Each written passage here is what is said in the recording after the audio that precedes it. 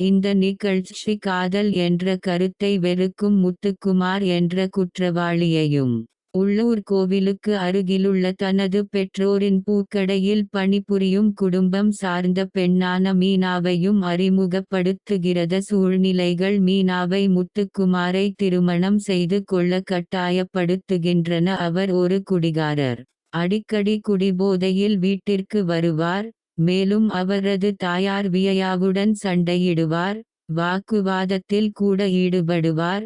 அவரது மோசமான கடந்த காலத்திற்காகவும் அவரது கெட்ட பழக்கங்களுக்காகவும் அவரை வெறுக்கிறார். முத்துக்குமாரின் குடும்பத்தில் அவர் மீது அன்பும் பாசமும் கொண்ட 3 பேர் மட்டுமே. ஓய்வு பெற்ற லோகோமோட்டிவ் பைலட் அண்ணாமலை, சமையல்காரராக பணிபுரியும் அவரது தம்பி ரவிக்குமார் மற்றும் அவரை வளர்த்த பாட்டி நாச்சியார். முத்துவின் மூத்த சகோதரர் மனோய்குமார் ஒரு வசதியான நிறுவன ஊழியர் மற்றும் வியயாவின் விருப்பமான மகன். அவர் சுயநலவாதி, பணத்தில் அக்கறை கொண்டவர், அந்தஸ்தில் அக்கறை கொண்டவர்.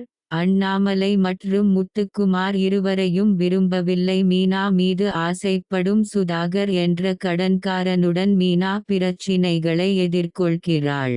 அதேபோல் மோசமான நிதி நிலைமையும் உள்ளது. முத்துவும் மீனாவும் அடிக்கடி சண்டையிடுகிறார்கள். முத்து அண்ணாமலையின் இரண்டாவது மகன் என்பது மீனாவுக்குத் தெரியாமல் முத்து மீனாவையும் அவள் குடும்பத்தையும் சந்திக்கிறார். இது இருவருக்கும் இடையேயான தொடர்ச்சியான மோதல்களால் ஒருவரையொருவர் வெறுக்க வைக்கிறது. மீனாவின் சகோதரன் சத்யா மீது எதிர்மறையான தாக்கத்தை ஏற்படுத்திய பிறகு உள்ளூர் தாதாவான சிட்டியின் தாக்கத்தால் தனது பெற்றோரிடமிருந்து முத்துவின் பைக் கிடைக்காததால் பொறாமைப்பட்டு முத்துவின் பைக்கை திருடுகிறான். இறுதியில் அவன் சிறைக்கு செல்கிறான். ஆனால் மீனா கேட்டதற்கு பிறகு முத்து வழக்கை வாபஸ் பெற்ற பிறகு விடுவிக்கப்படுகிறான். பின்னர் சத்யா அவனது தந்தையிடம் கடுமையாக பேசுகிறான். அவனை திட்டி வெளியேற்றுகிறான். இதனால் அவன் மனச்சோர்வடைகிறான். அண்ணாமலை தனது வேலையின் கடைசி நாளில் ஓட்டி சென்ற ரயிலில் அடிபட்டு தற்கொலை செய்து கொள்கிறான். குற்ற உணர்ச்சியுடன் அண்ணாமலை அவர்களை சந்தித்து மீனாவை தனது மருமகளாக முடிவு செய்கிறான்.